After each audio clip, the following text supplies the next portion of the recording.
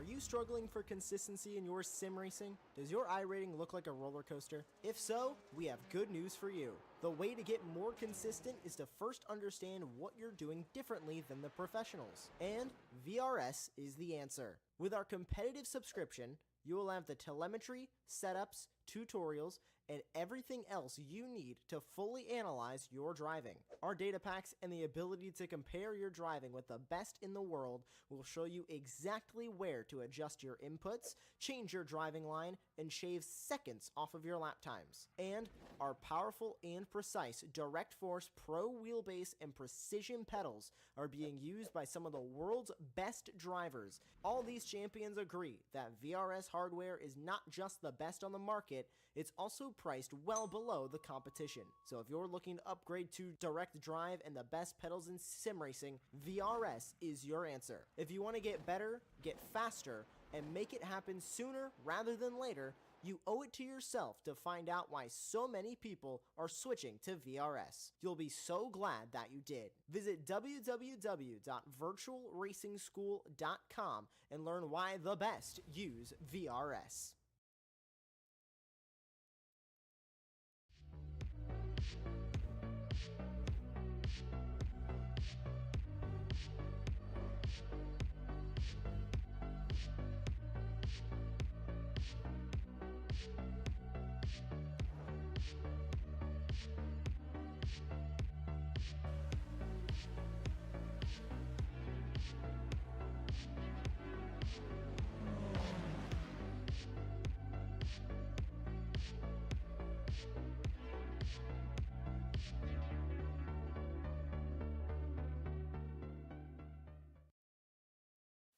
Hello and welcome to the late Apex. Over the next hour or so, we're going to go through the latest news in the world of sim racing, as well as recapping everything that's gone on for the various Apex brands. My name is Sam Fitzpatrick. Alongside me is David Sampson. David, how are you on this Thursday that we are recording? Well, it's Thursday. Yes, I'm good, man. It feels good. I'm still you. Feels like a Friday. It's going to take a while, isn't it? It's going to take a while. But no, I'm good. How you doing? I am well. And we've got a few bits to talk about today then. We may as well start with the title for this episode, and it is about the FIA looking for an Olympic esport partner. For those who are aware, next year will be the first esports Olympics, and one of the categories is sim racing or motor racing. I'm not exactly sure what the exact term is. And the FIA are organising this, and they are looking for a partner to host the competitions on. And bids for the host are ending tomorrow. So if you have a simulator game and you want to have it in the Esports Olympics, then you better get a move on, basically. But yeah, this is going to be quite a significant thing, I imagine, because this is going to be the Esports Olympics is going to be a thing for many years. I think Saudi Arabia have got the rights for several years to come. Well, it's a big question of which you pick. Yeah, obviously, Gran Turismo, I believe, have won it 2 years in a row. I think the first year was more a trial this anyway. This is technically the first esports Olympics. Like, we've had FIA Motorsport Games in the past, and we've had different types of Olympics sort of stuff, but this is the first proper one. So you're right in terms of, you know, they've had it in the past, but like this, there's a decent possibility it could change. Obviously, I haven't looked into this too much. I was at one of the Motorsport UK meetings when this came up, but one thing we must remember, we can't rule out mobile games because, I know it's crazy, but tennis is going to be represented by a mobile game, which blows my mind considering we have VR and all these other platforms. But yeah, so it's not always about accuracy and realism because these are simulated. It is just about reach and, I don't know, money, I suppose. But yeah, obviously Gran Turismo is definitely up there. I mean, there is no second place, I personally feel, in numbers. There is, I mean, even if every sim me and you have ever played, add them together, look at the reach, you're not nowhere near Gran Turismo on a bad day. Yeah, I mean, I if I was them, if I was the FIA, yeah, I'd be picking Gran Turismo because it's got the widest appeal, and of course we can be very snobbish about it, but yeah, as you say, it reaches the most people, and after all, the Olympics is a lot about accessibility and promoting sports, and now of course promoting esports as well, and Gran Turismo is the most accessible one to normal people, so it would make a lot of sense. There could be more than one potentially, because I think they've got multiple events on these simulators. And I think the FIA Motorsport Games, the one that's being held in Valencia at least, is ACC and iRacing. Exactly, they got the GT stuff on ACC and the single seat stuff on iRacing. So it's been done before, but I imagine it will just be one at least for the opening year, you would think. Yeah, I mean, I'm not really sure where I stand on iRacing doing it. I'm not sure if it's suited with its accessibility on price and things. I mean, we love it, but I don't think that kind of reach is a popular business model. I'm not sure. I'm really not sure. This is the whole Olympic side is a different world to me. I mean, I have family members who competed in the Olympics, but doesn't mean I have a understanding on the other side of it at all. Well, oh, of course, competed in the martial arts thing. Yeah, Taekwondo. At the British Olympics, and as a Brit, that's the one you want to get to. Yeah. Yeah, that was cool. It'd be interesting to follow. But yeah, I think if it's not Gran Turismo, then a mobile game is probably the most likely of avenues, unless someone like AC Evo, but or Forza maybe could be. Yeah, my problem with AC Evo is just I assume they've never struck me as a company that reaches after release. It's a gradual increase, isn't it? They never. I could be wrong. I don't know. Again, that side of it, but definitely can be interesting to follow. But I didn't really enjoy the Olympic events I watched with Gran Turismo 7. It was at stupid tracks, and they're not real. I don't know. To me, it's just not my type of racing. Yeah. So moving on to. I should also say I meant to say this earlier on, but this episode of the Late Apex is presented by Apex Racing Simulators. And of course, we still have the VRS summer sale active over at apexracingsim.com. So if you want to get large discounts on VRS products and VRS bundles as well, you should head over to apexracingsim.com, where you can also rent out a simulator here at the Apex Racing UK Sim Centre. You can also get a remote rig as well, delivered to whatever address that you want. You can hire out this studio, of course. You can hire out us for TV stuff as well if you want us to cover stuff. Yeah. And you can also try out the VRS equipment here for free. I think you can book a slot. Exactly. You can get half an hour free on the rigs, and that can help you decide whether you want some VRS equipment or not. And you can also buy across Cube Controls and Husingfeld equipment as well. So do check out apexracingsim.com for more details on that. But let's move on to the Sim Racing Expo. Starts today. Yep. And lasts through till Sunday. It's over in Dortmund once again. And of course, many of you would have paid the €22 to get in for the day, €55 to get in for the entire weekend. A lot of people complain that it's not free anymore, but I feel like considering it's an all-day thing, really, and of course potentially an all-weekend thing, I feel like it's a fairly small cost to pay. Yeah, I feel like you should pay. It's a niche event with niche vendors, and it's good for everyone if they're able to make this viable and financially appealing going forward. But yeah, I get it. The free one, teased people. It was probably good because you could bring friends and family and stuff rather than picking or you're bringing down your group size. But I mean, we're not living through the pandemic anymore. It's not like there's a huge interest like there was. I just feel like it was crazy times.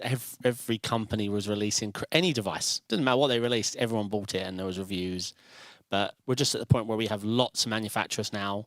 And I'm not saying the interest, it's waning, on across the board. Everyone who has equipment, that's the thing I'm trying to get at. There's a less influx of just a flood of new people. And it's crazy when we think back, we were all on what they call non-load cells, potentiometers. There you go. Nowadays, people start with load cells. Yeah, yeah. People, now they're talking about hydraulics and active pedals. Back in our day, you used a bit of plastic against the spring, and that's how everyone started. So, yeah, changing times. For sure. Of course, all the big brands are going to be there. Track Racer, Logitech, Dustmaster, SimuCube, GSI as well. Our friends over at Racing Unleashed as well, because we broadcast their GT3 series on a Sunday, so they'll be around there, potentially with their new rig. We'll be discussing a bit more about that later on. And of course, several stands, as we discussed last time as well, will be featuring AC Evo. So there'll be a list of stalls, but I think there's like maybe 8 or maybe even 10, which will be running Assetto Corsa Evo. What do you think there's necessarily a theme this year when it comes to the equipment available? Because I mean, motion rigs once again are widely a thing, but I feel like that's a common thing. Do you think it's wheels? Do you think it's pedals? Do you think it's wheelbases? Or do you think there's? I think right now the theme is getting a direct drive motor and everything. Getting a direct drive motor in your brake, your throttle, anywhere it can. I'm sure we're going to see a 3D haptic system soon. That's again, it's just for direct drive motors, motion. I feel like they're coming down in price so much that it is a superior technology to everything else we're trying to use. So yeah, we're seeing the likes of Moza. SimCube just announced another variation of their pedals, which we broadcasted while they were live last week. I think that's the trend. The other trend being partnerships, brands partnering up with another brand to get more reach. But yeah, I'm sure there'll be motion rigs. But I would like to say the trend is budget, high quality. I think that's the new niche, is taking the really expensive GSIs and the SimiCubes and, trimming a lot of it away and showing us here at a small profit margin. Here's the good equipment at a low price. I feel like that should be the direction we go. We've proved how good this technology can be and look, but I wouldn't mind seeing a real growth on the £400 direct drives that meets all your needs, not a 5 Nm or a 9, but 12, 15, that sort of range. And I think that's what I'd like to see. But I won't be there this weekend. The house move is just too close. So too stressed. It's understandable. Yeah. According to Traction, you can actually get a discount for tickets on. So if you haven't got tickets and you really want to go, maybe if you're already in Germany, they do have 10% off tickets. I think you can check out Traction for that. According to them, 23 world exclusive products will be there. So will be pretty cool. Unfortunately, no LAN events. There are a couple of online esports competitions. Yeah, that's always been a staple of. It's sort of gradually been winding it down. Yeah. 10 years ago it was a massive thing. Yep. The LAN events, but not anymore. No, shame to say, because it creates an atmosphere. I was there when Johnny Vecchio's wheel got stolen. It was the highlight because obviously everyone was talking about it. Because you bring your own stuff, or that used to be the case. So Yeah. something like that is a big deal. It used to cost the teams a lot of money to get their own equipment out there, 100%. But I'm hoping it'd be good. Let's see what people think of the location and everything's just getting so expensive. I feel in the world of sim racing, it's getting so expensive. I've almost stopped looking at wheels. I'm like, wow, oh my god, it's £2,000. Yeah, everything's getting very expensive. I don't get me wrong, it's looking good. We've far surpassed real life. We have, like, our wheels. Yeah. No. Everything's better than you get out of the cars, which is crazy. I've held the Mercedes, the Porsche, all their rear rims. Got nothing on the GSI or something. It's crazy. Hello to Road Running Chat. Yeah. Sorry if I missed that. And welcome to everyone else as well who's watching along or listening along. Appreciate your company. So next up, I want to talk about Racing Unleashed. I'm not sure if you're totally familiar with this, but there's been a few news articles I've seen posted about their new generation of simulators. So Racing Unleashed, if you're not familiar with them, they have racing lounges in different parts of the world. I think they've got 3 in Switzerland, 1 in Spain, and 1 in Germany. you can check out their website, see if there's one near yourself. And their current generation of rigs, they've got maybe like 10, 20 rigs in each of their lounges, but they're redoing that. I think they're getting new rigs in with SimuCube equipment they've had in the past, but now they have their new rigs and they have got a partnership with McLaren. And I think basically what it means is that they are now McLaren rigs. They are still created, I think, by Racing Unleashed over in Italy, but yeah, they have got a partnership with McLaren, which is pretty cool, and they should be available to drive in 2025. So looks pretty great. Yeah, I actually now remember reading this article. I think I saw it on the McLaren website. That's great to see. I haven't seen any pictures or anything of the rigs. Well, there's small. You can see little parts of the rig just at the top of the rig, but that's I about think it. just literally a brushed orange top. Yeah. So yeah, the fact that it's in papaya, you immediately know that it is a McLaren. There you go. You can see just a little bit of it. But yeah, it's pretty good equipment, and it's very good equipment, I should say. And yeah, it should be pretty cool and good to see McLaren investing in this sort of stuff. It's going to be one of those, like the front half of a F1 car. That's what I feel. Well, that's sort of what they already Yeah. have in their lounges. But yeah, this stuff is going to be... I'm not exactly what the improvements are going to be, but I guess it's going to be somewhat better. I assume slightly better pedals, maybe updating the wheelbase as well, because, I mean, wheelbases have come along such a long way over the last few years. So Yeah, I mean, if it's orange, I approve. So yeah, for sure. That's all you need to do to impress me. And being a McLaren fan, that's great. would you say... maybe not take us an example, but would you say people who have a small interest in motor racing would be more inclined to try something McLaren branded than not McLaren branded? Yeah, because when you think McLaren, you think Formula One and racing. When you name any of the brands we've been talking about for the last half an hour every week, it's a game. To them, it's a joystick or a So yeah, I can understand how the appeal works. I mean, yeah, definitely I can. I do sort of feel like here at Apex, if we rebrand ourselves as, I don't know, Apex Grand Prix simulators or something like that, that would potentially interest more people. It's like, Grand Prix, I know what that means. It's true. I'm going to go there, but yeah, I'm not sure. Let's move on to Petit Le Mans, which is happening this weekend. I feel like it's crept up quite quick. It has. But I think all these special events do. I mean, this isn't even a busy time of year, and yet it still feels like we have a lot of events.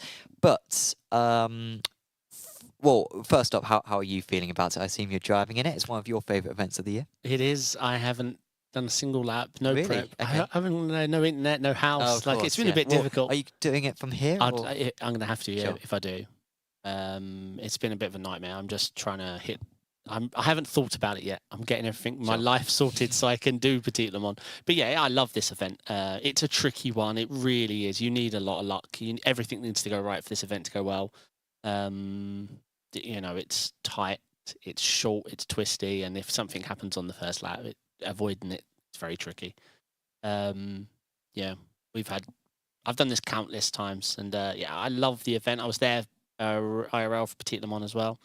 But I believe Apex have got, was it 5 teams? Yeah, 5 teams. Split between, involving both team and academy drivers. We've got 1 GTP, 2 LMP2s, and 2 GTDs. I think maybe the most exciting lineup, perhaps Alex Dunn and Johan Hart, perhaps, I think could be a very competitive lineup. But yeah, I think full lineups will be posted on the Apex Racing team social medias tomorrow. So do check that out. Should be very good. And of course, best of luck to all the ART and ARA drivers, as long as everyone is listening along. Aaron's driving. I can say that. I'm allowed to say the lineups I see in front of me, right? When I said the lineup before, I suddenly thought, should I be saying this? So maybe not. I think we maybe hold off. But Okay. Yeah. Okay. There's some surprises, is all. Yeah. Of car choice. So next up, let's talk about Moza and Lamborghini, an existing partnership, but they have teased a new wheel to come out. They have indeed. It's based on the Lamborghini SCV12, so it's based on the IRL wheel. The picture they shared isn't much to shout about, but if you can edit the picture and you can clearly see, well, obviously you can't clearly see here because it hadn't been edited, but whenever you see a picture like this, just go in and change the contrast levels and everything. You'll see a little screen, some RPMs. They haven't teased a lot, but what we can show you is what the IRL wheel looks like, because this is essentially what it's based on. So, although I'm also going to show the car because, yeah, I wouldn't mind this. If we scroll down, we can see what the wheel's going to look like. And this is very much what I saw on the edited picture. I saw this narrow bar up top for the LEDs, and I saw a very narrow screen. But yeah, it's another partnership. Moza have been knocking it out of the park with these big partnerships lately. And it's a Lamborghini wheel. It's, like I said, we're going through this era of partnerships with Porsche, Lamb, all the big names, BMW. And Moza at the moment are not shy on just releasing wheels. They obviously have got no fear of oversaturating themselves because they're just, I mean, it feels like every week they're releasing some new type of wheel. And there was one, that super gamey one, that I forget what it's called. But while I didn't like it, I could see instantly it had mass appeal. It was one with the screen rotated and everything. There was a Bentley one, but I don't think that was Moza. Maybe it was Moza. That's the rotating one that I think of. Yeah. But yeah, maybe it was Moza. And yeah, that was like a hill climb wheel, I think, and that was pretty cool. But no, you're absolutely right. They are this one. Oh, okay. Why? That's not the one. I forgot about this one. It's not for me, but it's. I mean, it's quite a cool wheel. This screen rotates, or you can not have it rotate. It had a gravity rotation feature or whatever. But yeah, I mean, like I said, they're not afraid at the moment to be releasing wheels. I think they've got, let me just count. Well, I'm not going to count. I'll show them on screen. Here, that's a lot of wheels. And some of these are coming out thick and fast. I mean, the word new is over half of their products. So you can see at the moment they've got bankroll. It's usually the reason you can release so many products. And I guess with all these manufacturer partnerships, they almost can't lose money, right? Like, you know, the manufacturer itself is wanting the wheels to be released, and so and I guess they're probably not producing that many of them as well, not expecting to sell a huge vast amount. So we've got a question in chat from Roadrunner. One question: I saw somewhere that iRacing is going to update their Tyre Model, which is not got, I assume, good at the moment. Any news on that? They did address that in their what do you call it? The big talk, developments update, the development blog. Yeah, they're going to be remodeling the tire patch, whole new physics, and lots of big words, lots of new hires. I mean, they've hired the R Factor 2 guy, right? But yeah, they have. I think one of the things I heard about was potentially flat spots, which are going to be quite cool. But it is a way away. From the wording, we have got a big wait for this Tyre Model. I mean, are they not always developing the new Tyre Model? Like, is that not just a constant thing that they have in every development update of, you know, we're working hard on the new tyre update and we're really excited about the potential results and address your concerns about the current weaknesses. I do feel like there were a lot in the last 4 years for sure, but I do feel like a lot of them were just tweaks to a system. Like, they had it baked and then they were tweaking. Whereas if you're talking about remodeling the contact patch, the whole thing, then yeah, it's a whole new base of understanding. So let's see. It's all about temperature control and how it lasts throughout. How many Mission Rs are going to be sold, do you reckon? There's questions from DeVille. Yeah, Mission R wheels from, which is one of the several wheels that Moza have created. Yeah, probably not many. I don't mind the look of it. I know some people hate it, and I would never buy it, obviously, because it's too expensive. But I think a few of them will be sold. Yeah, it's a posh-looking wheel. Sure. And that appeals to an audience. Like, I know people... Of 10 people. Yeah, you know, I've got a community of thousands of people who post rig pictures, and one guy posted like it's all Porsche setup, like everything, the walls, the everything. Yeah, so let's see. But it's more to do with they have no fear. If they were worried about not selling a wheel, they wouldn't be releasing more. And all these big partners are making promises. At the moment, they're... But yeah, and they probably only produce, what, like 100 of them?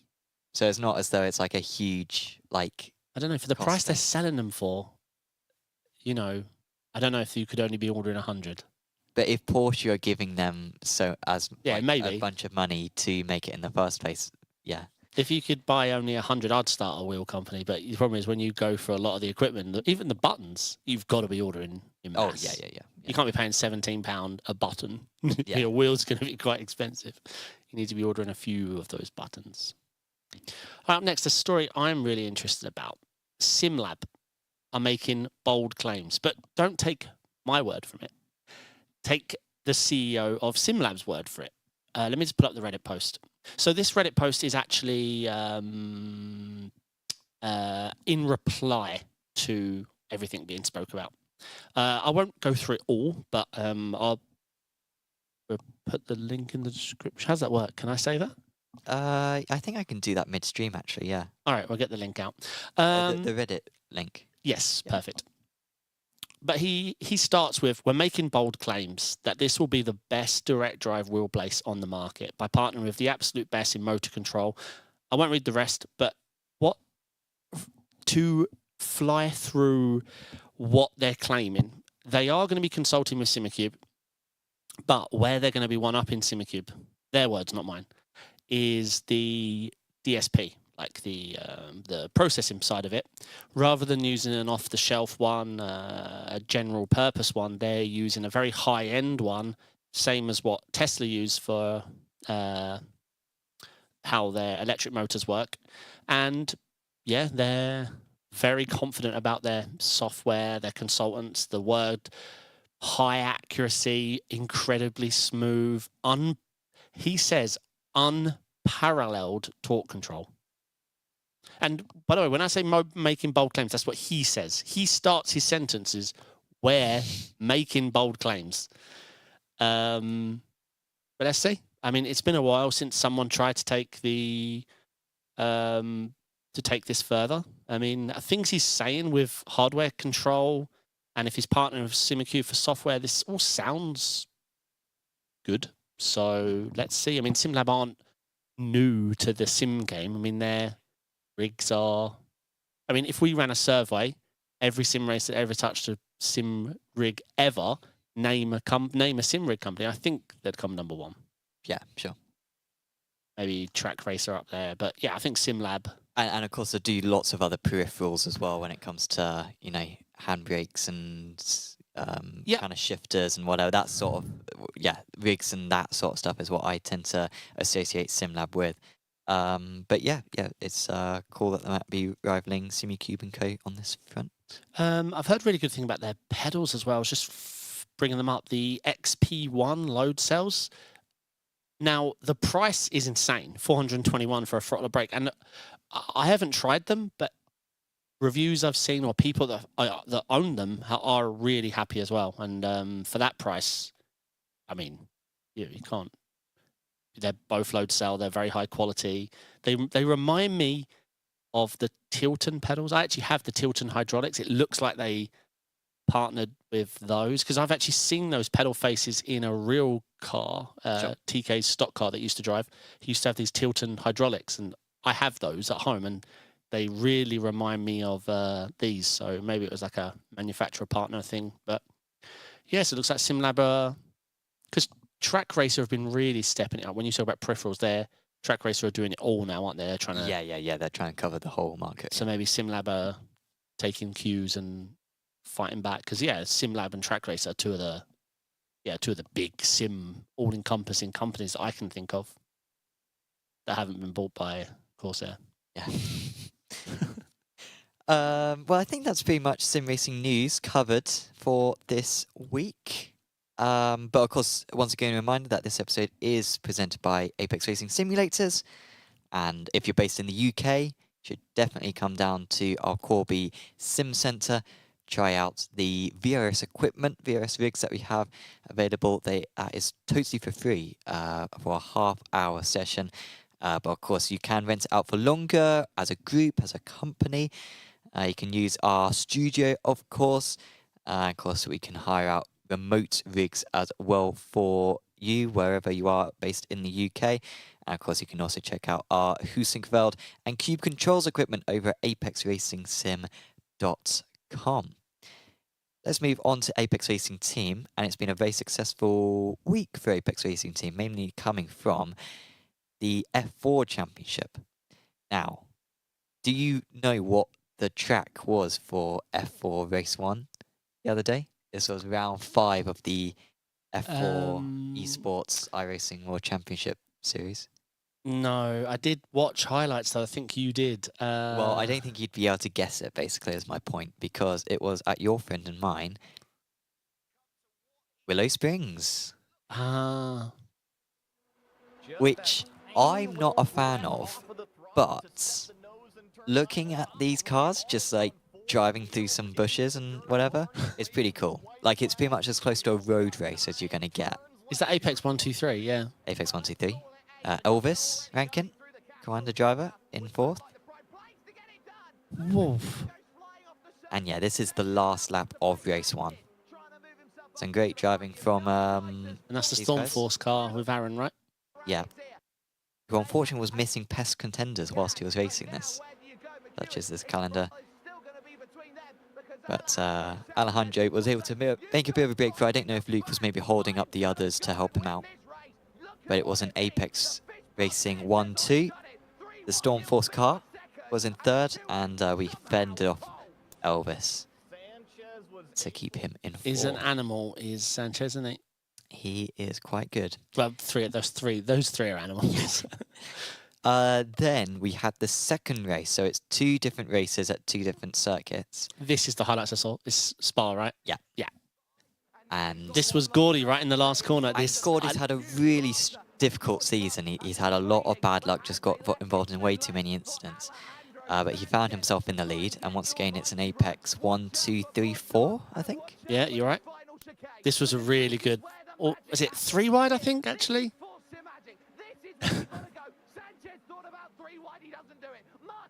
So, yeah, Gordy drove it in fairly deep there.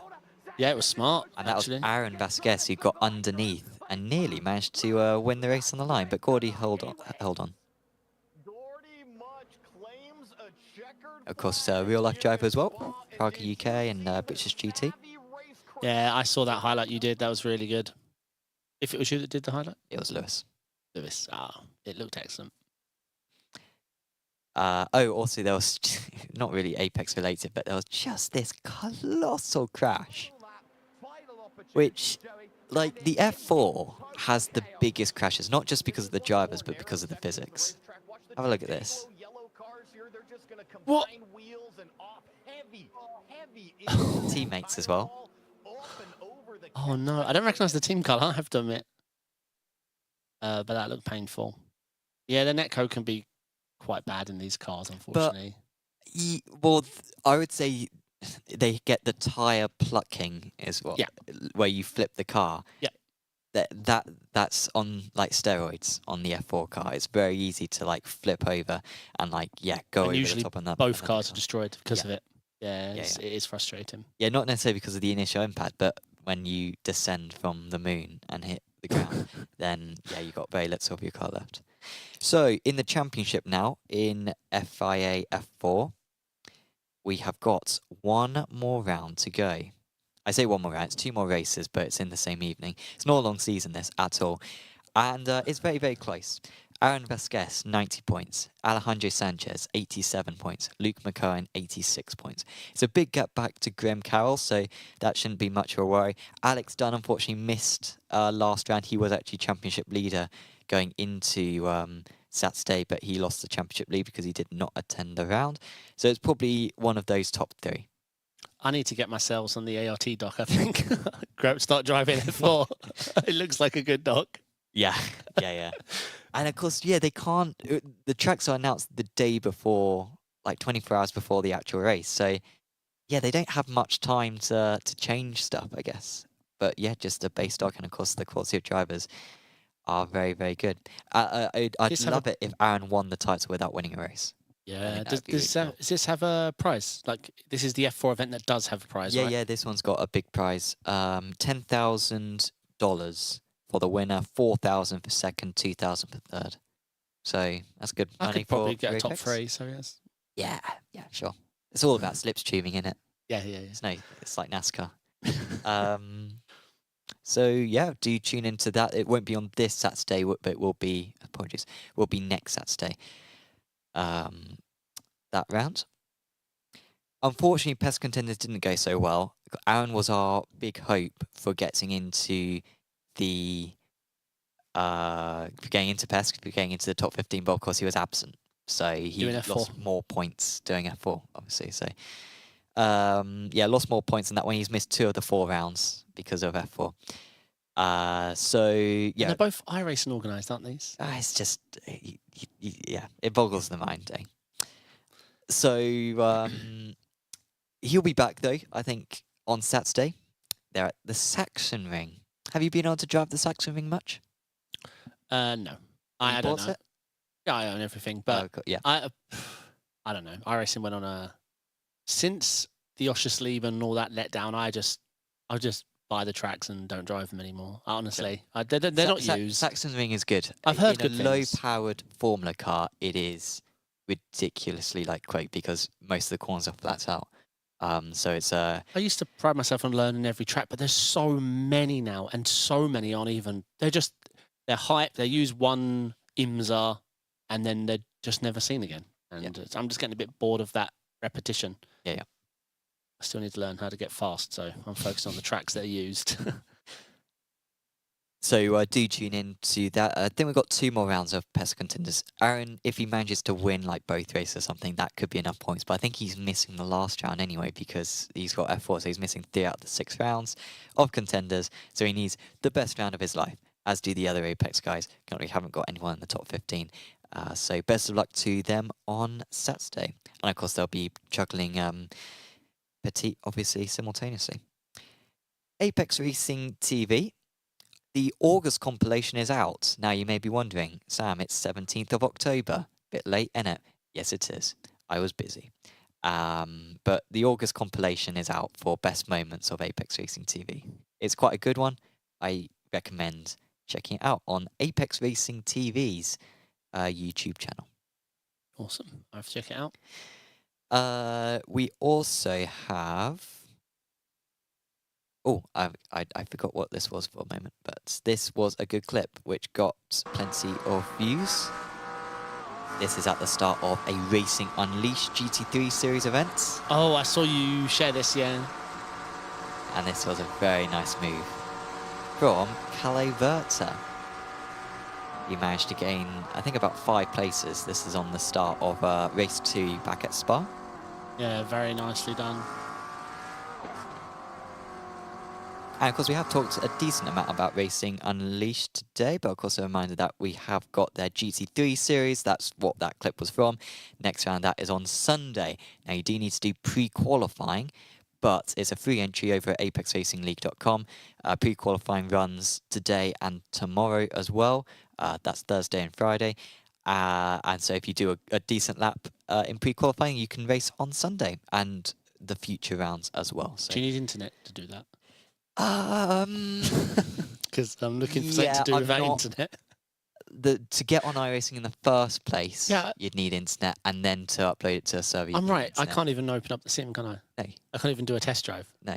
It's insane. It's the one sim that won't let you. I mean, have you got your rig? You're doing your garage at the moment, aren't you? Correct. Converting it, to a sim studio. The rig went in yesterday afternoon because I'm in no rush, right? I might as well have moved it last minute. But there's no internet, so the motivation's a little low. So I'm just working on everything around it and doing it slowly. It's frustrating, no internet. But it is what it is. I'm excited. Tired, I meant to say. Yes. K Fox in chat, welcome. Saying that Saxon Ring is super fun. I absolutely agree. Is it loads of high-speed blind corners? That's the track, right? Exactly. Yeah, I think I know it. Yeah. And also PCC got a special event in December. I forgot about this. Really? But I did see this like maybe 6 days ago, hence why it's fallen out of my head. But I cannot remember what the details were. But it looked all right. Like it looked quite good fun. Just looking into it now. What, a proper iRacing special or a special series? Because I don't see Special event. The Production Car Challenge at VIR. So it is, you got the old Here we go. BMW F4 M4. Yeah, that's part of PCC now since the. Yeah. Yeah, it's been Yeah. moved into this. Renault Clio, Toyota GR86, and Mazda MX-5. If I was going to do it, I'd definitely do it in the Mazda. And yeah, it's a 4-hour endurance event, December 27th to 29th. So if you're not away with family or whatever, like I will be, unfortunately, I won't be able to. I say unfortunately, I do quite like my family, but I will not be able to take part in that one. But yeah, That sounds fun. it's a good event for that time of year. Did you get a team for the Jimmy Broadbent event? What was all the 23? Yeah. Not for this year at the moment. Oh yeah, I got in a Mazda. Okay, I didn't even realise it was final. God, Honestly. mate, it went in less than 40 seconds. Wow. Okay. And that Cool. was all the slots. Yeah. They're doing CR7. CR7. Oh no! What? Yeah. The DP? Yeah. Oh man, it's literally my favourite car in the sim. Yeah. I would have been down for that. CR7. Supercar. Okay, sure. Brands older. GT4s and Mazda. So you're in the Mazda. Eh? Yeah. Well, I wanted CR7. Was the CR7 popular? Yeah. I mean, it's such. It sold out so like- fast. I had to use my streamer credentials to get in, and that meant Mazda. I mean, I cannot stress how good a car that is. CR7 at Road America. I know. Best car track combo on the sim. Yeah, Verstappen's Phenomenal. doing it. It's gonna be quite good. So that's the aim. Beat Verstappen. Is he in an MX-5? I as well? hope so, but it's gonna be really difficult. Yeah. Well, but the penalties he's going to get, right? He'll still beat me. Yeah. Get a drive-through. I'm like, yes, we've got him. Oh wait, he's back Yeah. again. But yeah, no, this 4-hour VIR. I love VIR, and in a slower car class, it's even. I mean, I love VIR anyway, but I'm. That sounds like chaos, but I'll do it. Jamie Fluke was an early proponent of VIR, and I think he was maybe a few years ago. That was a hot take to say that VIR is a good circuit. Now, I think people are absolutely down with it, using a lot of different series, and yeah, it's really good, especially since the VScan. So Yeah. I think that covers everything. Anything more you wanted to mention? I missed the tree, the oak. Sure. See, this is again, we aren't bound by physics and real so life. you think we should still have? Yeah, have the rescan, but give us the damn tree. Yeah, I'd be down for that. Yeah. We don't have to suffer like real life does. We are superior. Let them try and copy us again. Like Yeah. that, I think this is my new push. Let them come to us. Mm. We now are the trailblazers. Well, at Snetterton, the scan is old enough that I think back in like 2019 there was a storm which knocked down Scary Tree. Oh, know Scary Tree? But that of course lives on in the sim because the scan is from like 2011 or something. We are superior. So that's not a bad thing to have Scary Tree in there. Why can't we have Oak Tree as well? But no, I think that's all for me. I'm looking forward to seeing how everything at the Sim Expo goes. There's quite a few companies showing off new tech, so it's going to be easy pickings for us next week. So make sure everyone tunes in because it's going to be our easiest day ever. We're just going to be talking about stuff that people showing off. Exactly. Yeah. Easy. We won't even prepare. Yep. Well, we will be back then next week. Of course, make sure to subscribe to Apex Racing Team and of course Apex Racing TV as well, and check out the our social media as well, where we'll probably post a few clips up as well. And of course, if you've only caught part of the podcast, do listen back to it either on YouTube or over on any podcast streaming platform. And of course, thanks to Apex Racing Simulator as well for sponsoring this episode. Do check out apexracingsim.com for more details. But for now, from me and David, we are going to say goodbye, and we'll see you back next time.